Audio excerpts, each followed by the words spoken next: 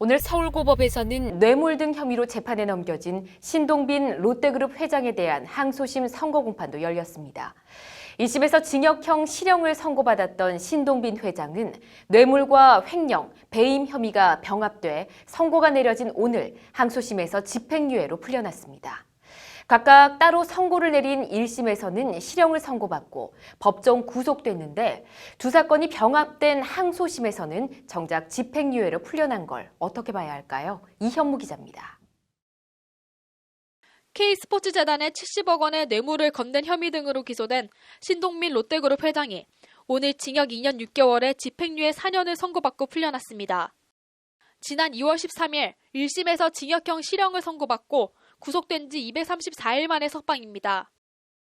신 회장은 앞서 1심에서는 국정농단 사건 뇌물 혐의로 징역 2년 6개월에, 경영비리 사건의 횡령 배임 혐의에 대해선 징역 1년 8개월에 집행유예 2년을 선고받았습니다.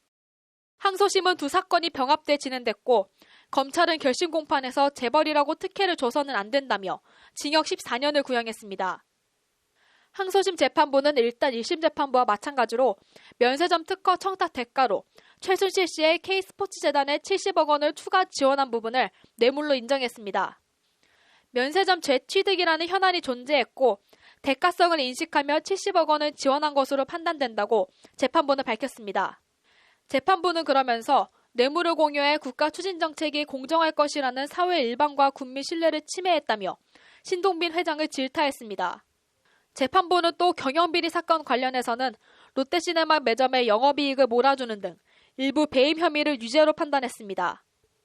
재판부는 그러나 정작 양형에 있어선 뇌물 혐의 1심과 같은 징역 2년 6개월을 선고하면서 집행유예로 풀어줬습니다. 신동빈 회장 형량은 이재호 삼성전자 부회장이 지난 2월 2심에서 풀려나면서 받은 징역 2년 6개월의 집행유예 4년과 똑같은 형량입니다. 대통령이 먼저 요구에 수동적으로 응했다. 불응할 경우 기업활동 전반에 불이익을 받을 두려움을 느낄 정도였다. 뇌물 공여 책임을 엄히 묻기는 어렵다는 것이 재판부 양형 사유입니다. 재판부는 또 배임 혐의에 대해서도 신격호 총괄회장의 책임이 무겁고 수동적으로 가담한 것에 불과해 책임이 상대적으로 가볍다고 판시했습니다.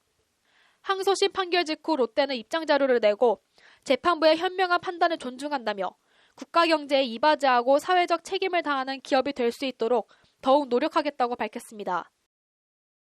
롯데나 신동빈 회장 본인에게는 다행이겠지만 1심 실형, 항소심 집행유예 석방이라는 뇌물 등 혐의 재벌 총수 풀어주기 공식에 또 제한됐다는 비판은 피하기 힘들어 보입니다. 법률방송 이현무입니다.